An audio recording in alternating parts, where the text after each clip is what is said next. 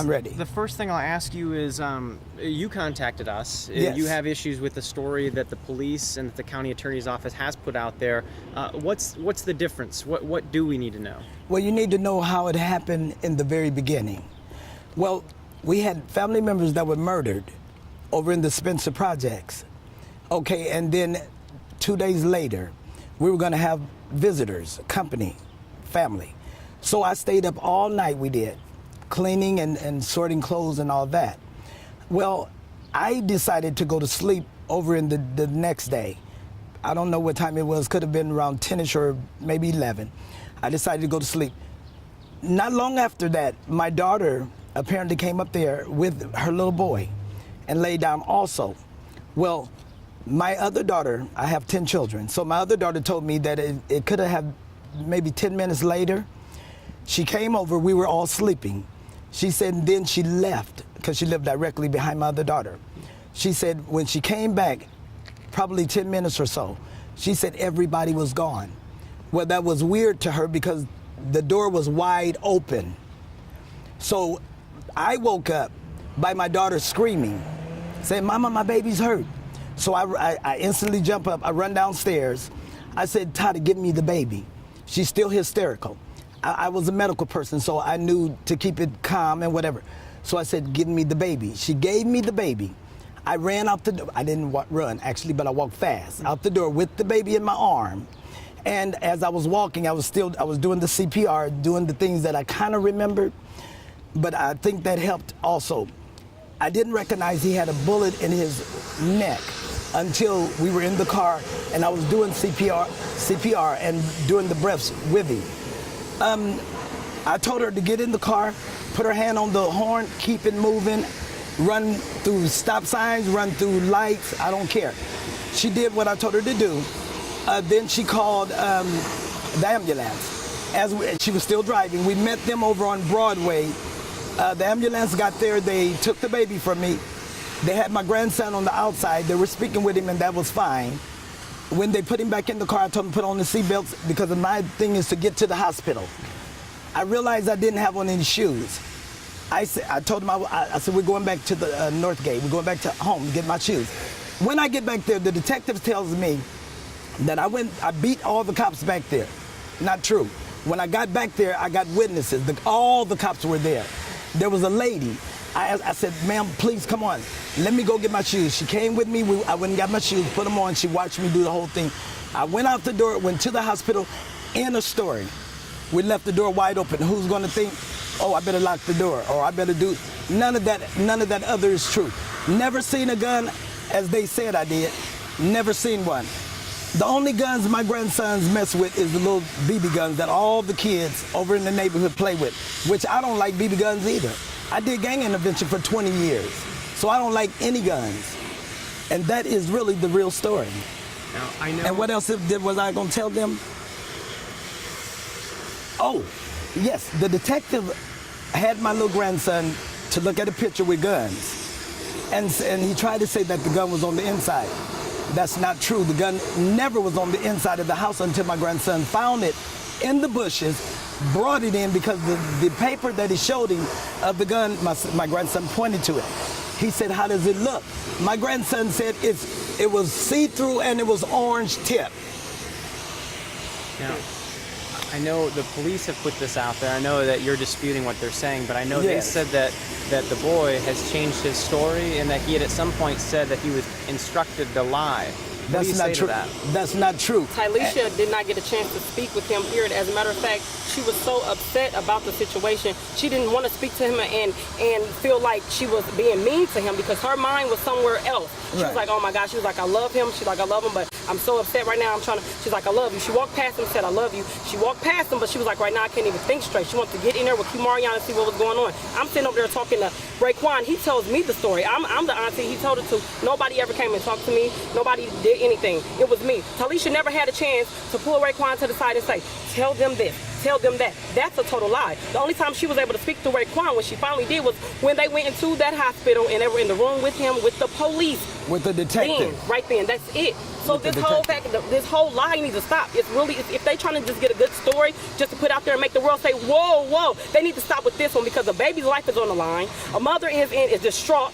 Grandma, the whole entire family. This is ridiculous, and we needs to just stop. had 2 God see murders. this. We just had 2 murders, 2 homicide victims in Spencer. Those are our cousins. We just went through that, and then we had the prayer vigil, and then my nephew, 4-year-old baby, gets shot. You know what I mean? Like, stop making up stories. We're already going through enough. To Why? make us Is it look bad. that? Is it you really need a story that bad? Right. What do you think is the purpose behind how this is playing out? I don't know. I do know The that devil.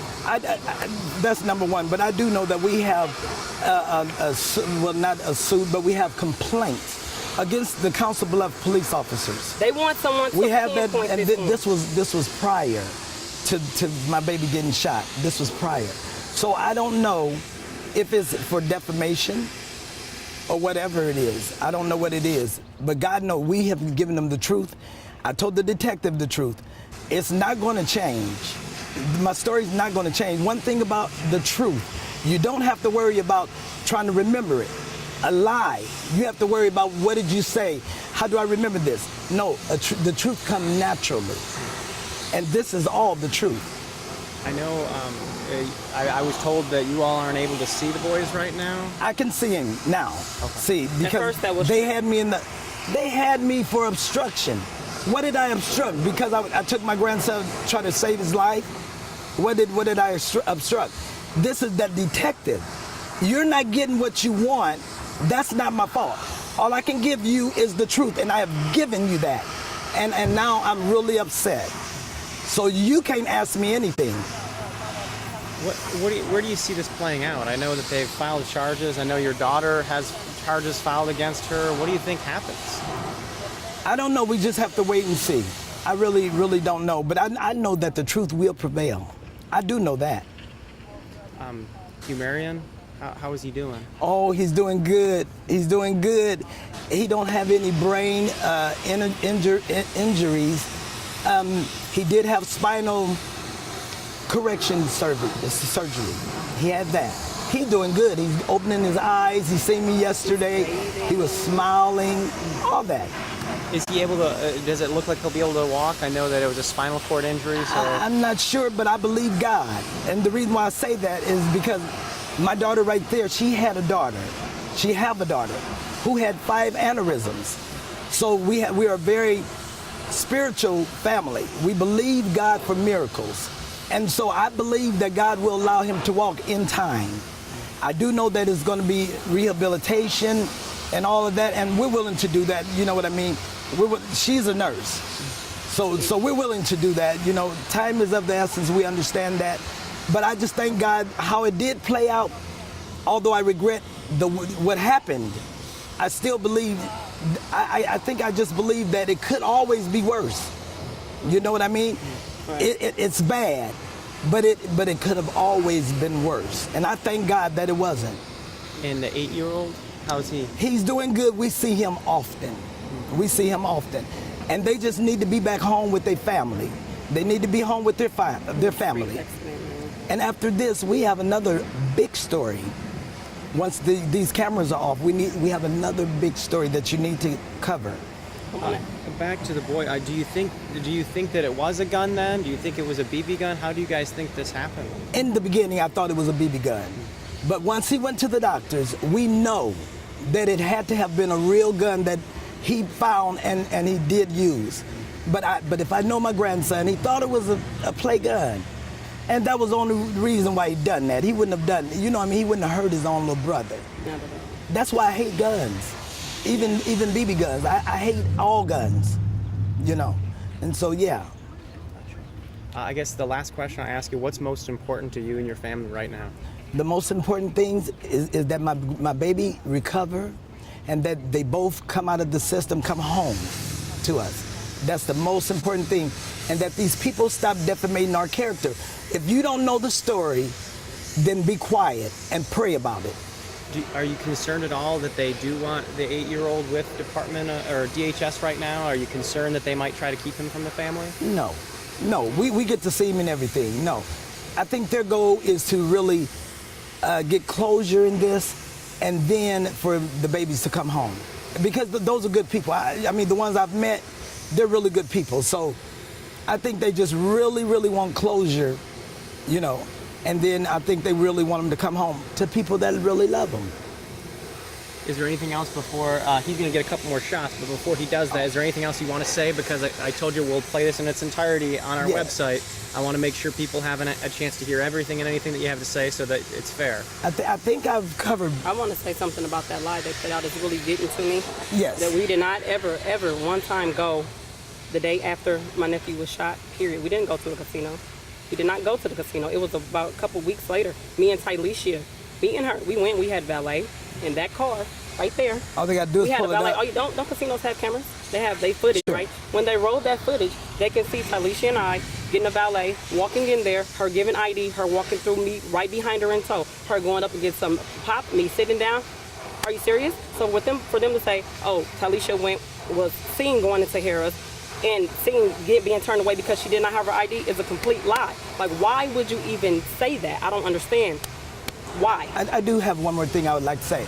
Now, if you've never been in her shoes or my shoes or our family, then you really shouldn't judge it, because one thing about it, Tylecia and I lived up in that hospital from the very time that it started, and from that day, even up until the day that they wouldn't allow us anymore, until the day that we were arrested. That was our home. But I knew that my daughter needed to leave out of the hospital from being in there all day long, all night long. At first, we couldn't get her to eat. We couldn't get her to leave out. Period. But I knew that it was good therapy for her to leave that hospital. She had free coupons from the casino. Go spend them. Go spend those. Exactly. Go get you some air. I stayed there at the hospital. And we were there for like 15 minutes, and that was it. She was done. I paid like $2, and she was like, I'm not playing with you with this penny machine all night, because I'll put $1 in and just hit the button, you know what I mean? And then we left, went right back to the hospital. And then a detective told her she was seen, right? And a worker as well. Like, well, you were seen, so maybe you shouldn't go to the casino anymore. The detective said that. So we were like, okay, we won't go to the casino anymore. So it's. But I told her to go, because if you, I mean, you're grown. Why can't you go? You could. If that's what she wanted to do, go get her some air. The whole story. And go run my baby crazy. I looked at it and laughed. Like, if you really want to do all that just to get a story, you need to find you something to do in real life, something that really will benefit you and your family. Because this right here, God is going to get you. God is going to get you. And He has the last say so on this, and I know. I'm not worried about it. God has this whole situation. But they need to not do this to my baby sister. I don't appreciate it at all. She needs to be released. Like, seriously, she is a good mom. She needs to be with her baby. The thing, too, also, is that she was court ordered to be there with her baby, So for the doctors to give her information and all that. And the judge apparently didn't care, because he did not release her. Like, how else would she sign consent and she's way over in Potawatomi? Like, it doesn't make sense to me. Like, you're court ordered to be there, but you can't be there? I don't understand. Somebody please help me understand this. All we need is 50,000 people to give $1, and she'll be released to get there with her baby. Her baby needs to really see somebody besides grandma. He need to see mom. He need to be there with mom. And he's opening his eyes and all of that. He need mom, just like you would need your mom. Mama. That's right. You want to get a couple shots? I'm just going to wrap.